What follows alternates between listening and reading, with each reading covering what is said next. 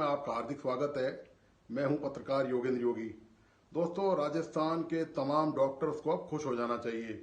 बात खुशी की तो है ही, डॉक्टर्स को खुश होना चाहिए इसलिए कि राजस्थान की सरकार ने, भजन लाल सरकार ने, भाजपा की सरकार ने एक कानून बनाया है डॉक्टरों की सुरक्षा को लेकर कि अब कोई भी डॉक्टरों पर जो हमला करेगा वो उसकी खैर नहीं है। और कानून बना दिया है कि इस तरह की वारदात होगी और तो यदि डॉक्टरों के खिलाफ कोई एफआईआर दर्ज होगी तो एसपी लेवल पर ही स्तर पर स्वीकृति के बाद होगी। और इसके अलावा डॉक्टर कोई भी यदि मुकदमा दर्ज कराएगा किसी तरह की हिंसा की, इस तरह की घटना का, तो वो इस कानून के प्रावधान जो किए गए हैं उसके तहत 6 घंटे के अंदर वो एफआईआर दर्ज करनी होगी। तो डॉक्टरों के लिए तो दोस्तों खुश होने की बात है। ये क्या वाकई में ये खुश होने की बात है? क्या चिकित्सकों को लगता है कि ये जो कानून बन गया है इससे उनकी सुरक्षा हो पाएगी? क्या मरीजों का जो आक्रोश बढ़ रहा है, अस्पतालों में जो मारपीट की घटनाएं हो रही हैं, जो अभद्रता चिकित्सकों के साथ या नर्सिंग स्टाफ के साथ हो रही है, क्या इस कानून के बनने से वो रुक जाएंगी? उस पर कोई कमी आएगी आपको लगता है? मैं आपको बताता चलूं कि जब निर्भया कांड हुआ था दिल्ली में, जो गैंग रेप हुआ था, सरकार ने पूरे देश में उसका बहुत शोर शराबा हुआ था। आपको याद होगा कि किस तरह उसका निर्ममता से उसके साथ बलात्कार करके निर्भया की हत्या कर दी गई थी और उसके बाद पूरे देश में भूचाल आया था। तो सरकार ने आनन फानन में बहुत जबरदस्त काम किया। सरकार यही काम करती है।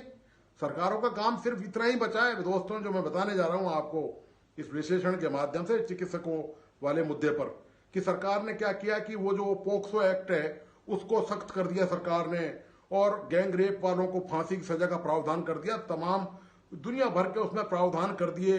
पूरे देश में निर्भया फंड बनाया गया महिलाओं की सुरक्षा के लिए। लेकिन क्या हुआ दोस्तों? उस घटना के बाद हुआ क्या? क्या कानून बनने से देश में बलात्कार रुक गए? क्या सामूहिक रेप की घटनाएं नहीं हो रही देश में अब?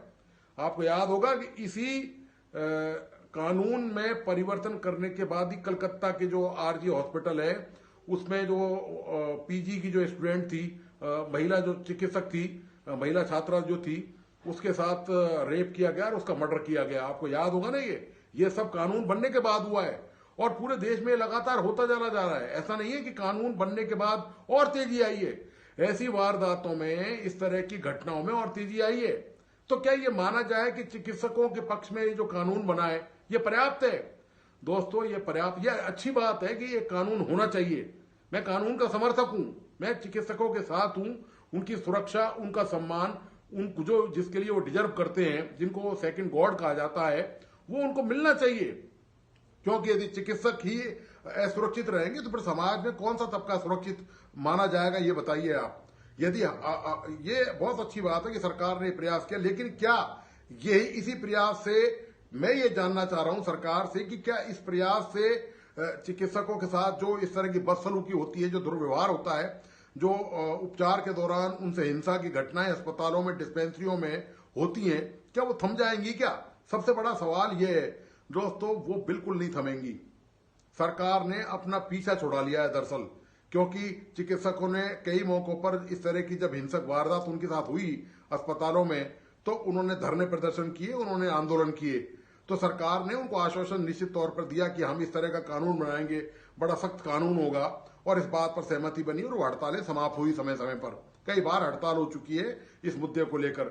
सवाल ये है कि क्या अब इस कानून के बनने के बाद क्या सरकार ये दावा कर सकती है कि कोई भी इस तरह की वारदात जो चिकित्सकों के सम्मान को ठेस पहुंचाती है, उनसे कोई हिंसक व्यवहार नहीं होगा, उनसे कोई दुर्व्यवहार नहीं होगा, उनके ड्यूटी के दौरान, उनके कामकाज के दौरान, अस्पतालों में, डिस्पेंसरियों में, क्या ऐसा नहीं होगा? दोस्तों, ये वारदातें क्या रुक जाएंगी? मैं तमाम चिकित्सकों से ये जानना चाहता हूं कि क्या आपको लगता है सिर्फ कानून बना देने से ये काम रुक जाएगा? दरअसल दोस्तों, सरकारों की आदत क्या है, इसका खुलासा मैं आपके सामने करना चाहता हूं। सरकारों के पास बहुत अच्छा तरीका है कि चूंकि सरकार उस जो रियल कॉज है, जो जड़ है, जो समस्या का बुनियादी जो जड़ है समस्या की, जो असली जड़ है, वहां तक सरकार नहीं पहुंचना चाहती और वहां पहुंचकर उसका सरकार निदान नहीं करना चाहती है। जब उसका निदान सरकार नहीं कर सकती तो सरकार के पास बहुत अच्छा हथियार है। क्या विधानसभा में आप कानून पास कर दे, लो जी हमने आपकी सुरक्षा के लिए कानून बना दिया, तो क्या इससे चिकित्सक सुरक्षित हो जाएंगे? चोरी के लिए कानून बना हुआ है तो क्या चोरी की घटनाएं रुक गई हैं? बलात्कार के लिए कानून बनाया, लगातार बढ़ती चली जा रही है। अपराध की का जो ग्राफ है वो लगातार बढ़ रहा है। तो ये कैसे सुनिश्चित किया जाए, ये मान लिया जाए कि सरकार ने अपनी जिम्मेदारी पूरी कर दी और अब चिकित्सक पूरी तरह से राजस्थान में सेफ हैं? ये नहीं है दोस्तों। सरकार ने अपनी आफत मिटा दी है।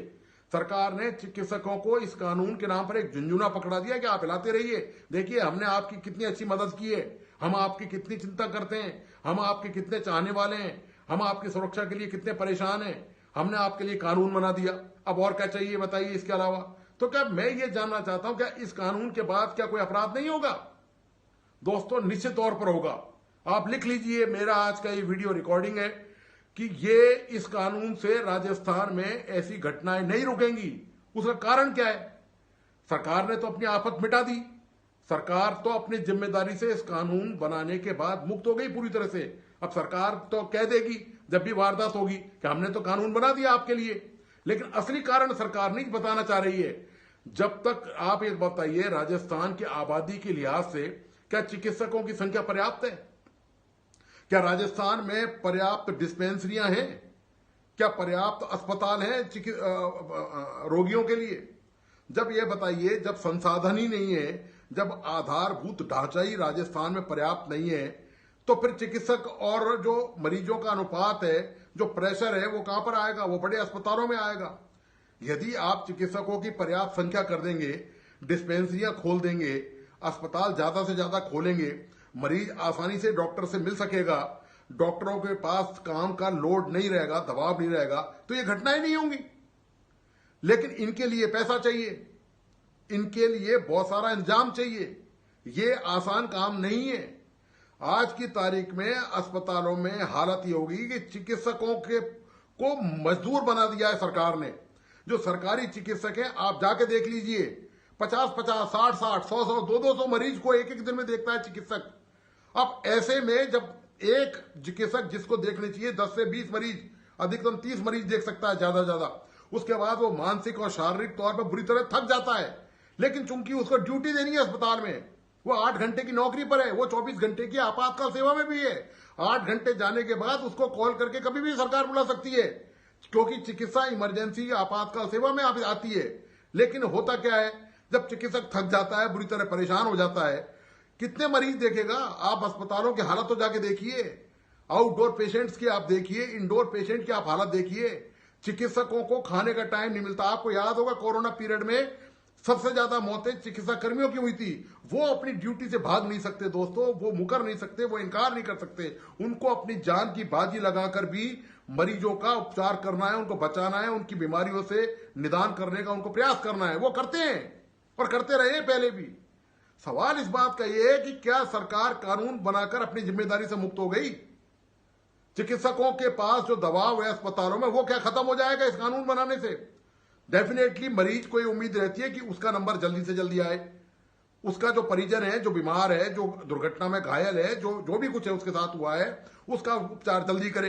अब चिकित्सक के सामने समझ चाहिए कि उसके सामने 50-100 मरीज बैठे हुए हैं, सब बीमार है, सबको जल्दी है, हर आदमी चाहता है उसका नंबर पहले आ जाए, इससे में दबाव बढ़ जाता है। अब ऐसे में चिकित्सक क्या कर सकता है?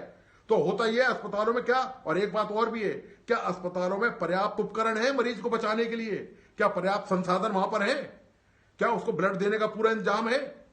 क्या तमाम चीजें वहां पर है? क्या जांच की उसकी व्यवस्था है? क्या जांच की उसकी व्यवस्था पूरी है? यहां तो जांचों में नंबर आता है 10-10 दिन में, 15-15 दिन में, यह हालत है अस्पतालों में। तो ऐसे में मरीज के परिजनों का आक्रोश तो आना वाजिब है, उनका भी कोई गलत आक्रोश नहीं है, लेकिन वो आक्रोश गलत जगह निकाल रहे हैं। निकालना उनको सरकार पे चाहिए, तो उनको सरकार पे तो निकाल नहीं सकते। वो सामने कौन नजर आता है? जो चिकित्सक इलाज कर रहा है। तो ऐसे में सारा गुबार वहीं चिकित्सक पर फूटता है। चिकित्सक का दोष इसमें बिल्कुल भी नहीं है, वो निर्दोष है पूरी तरह से। लेकिन मरीज के परिजनों का आक्रोश बढ़ता है, उनके सामने उनके आदमी जो है वो धीरे धीरे करके मौत के मुंह में जा रहा है।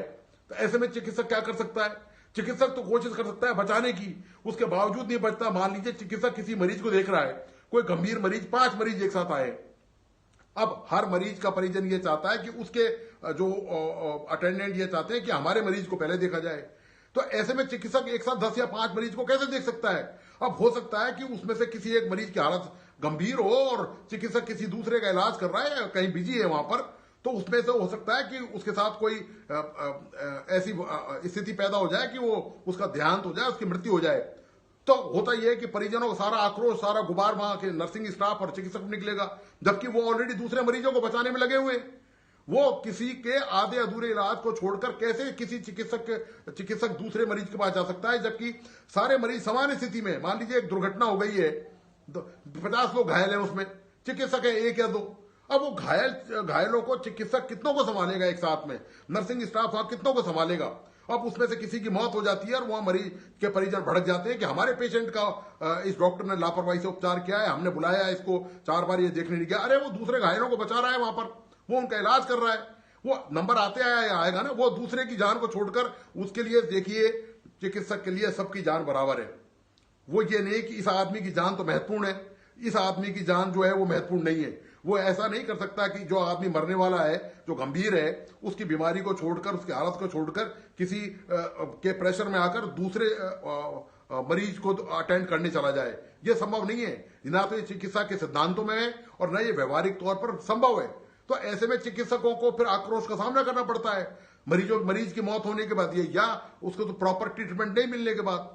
तो उसका सारा गुबार वो कहां निकालते हैं? वो अस्पताल के ऊपर निकालते हैं, वो चिकित्सक के ऊपर निकालते हैं। तो सरकार ने इसका इंतजाम नहीं किया कि वहां पर स्टाफ बढ़ाया जाए, वहां पर चिकित्सकों की संख्या बढ़ाई जाए, नर्सिंग कर्मियों की संख्या वहां पर बढ़ाई जाए, पैरामेडिकल स्टाफ वहां बढ़ाया जाए, टेक्नीशियन वहां पर बढ़ाए जाए, मशीनों की वहां व्यवस्था हो, वार्ड वहां पर बढ़ाए जाए, नए अस्पताल डिस्पेंसरी वहां पर बनाई जाए। ये नहीं किया सरकार ने।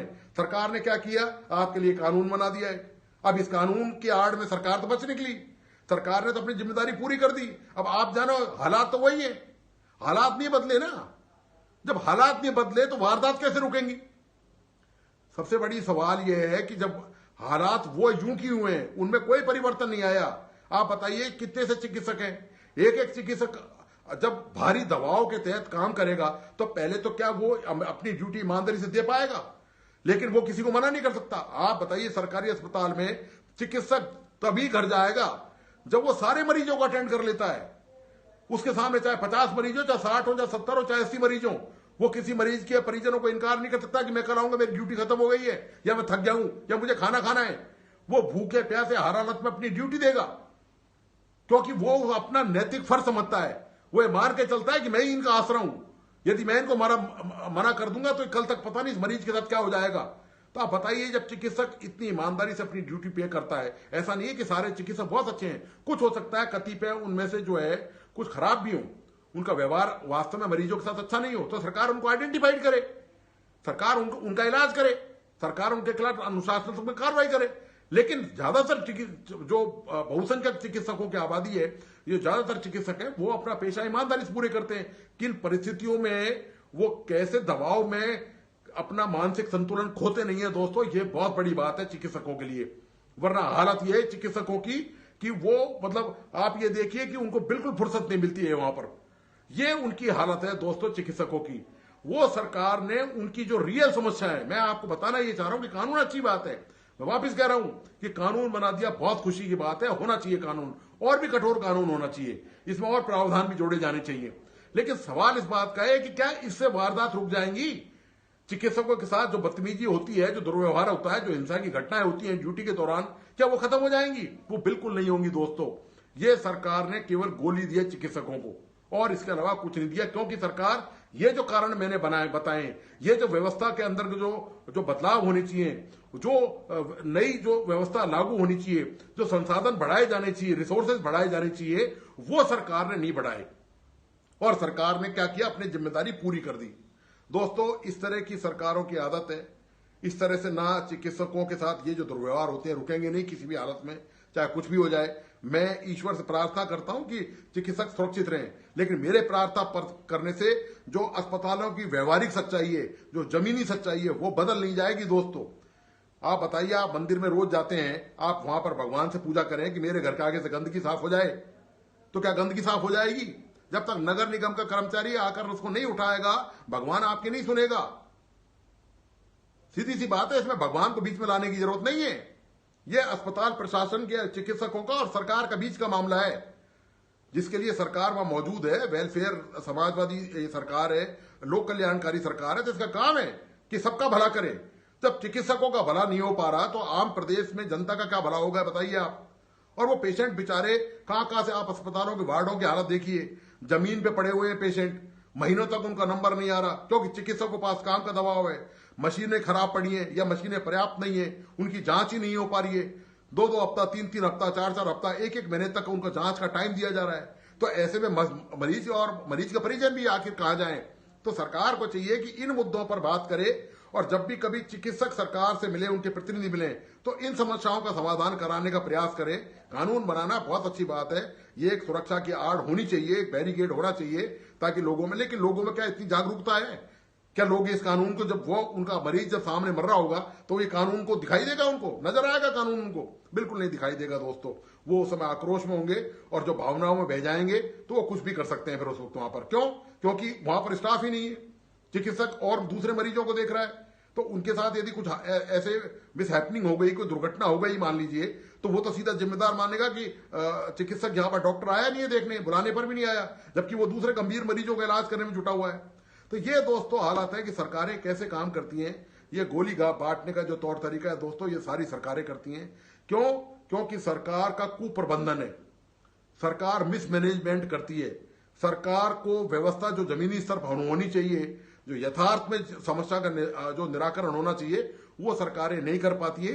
तो सरकारों ने ये शॉर्टकट तरीका ढूंढ रखा है बचाव का कि कानून बना दो और फ्री हो जाओ अपनी जिम्मेदारी से। ये राजस्थान में हाल है दोस्तों। तो दोस्तों आपको आज का विश्लेषण कैसा लगा? प्लीज अपने लाइक एंड कमेंट के साथ बताइए। इस वीडियो को अपने दोस्तों और परिजनों को जरूर शेयर करें।